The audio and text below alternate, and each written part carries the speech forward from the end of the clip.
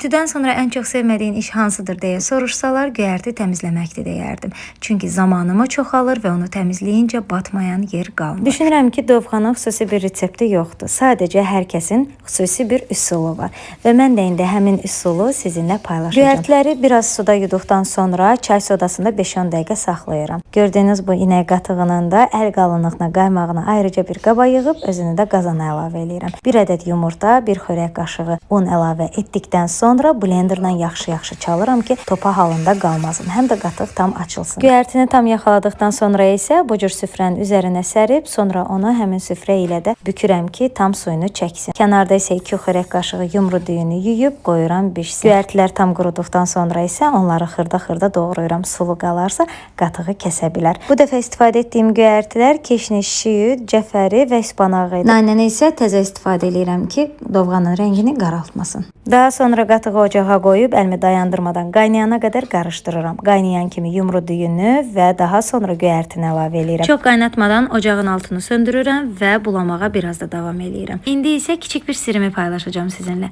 Dovğa hazır olandan sonra ona duz əlavə etmirəm. Ancaq servis edəndə hər kəs öz damaq dadına görə duzlayır. Növbəti sirrim isə əgər dovğa turş alınarsa ya da kəsilərsə kənarda bir banka xamanı yaxşı-yaxşı çalıb hazır dovğaya əlavə edin və sonda görəcəksiniz necə ağappaq qaymaq kimi dovğa alır.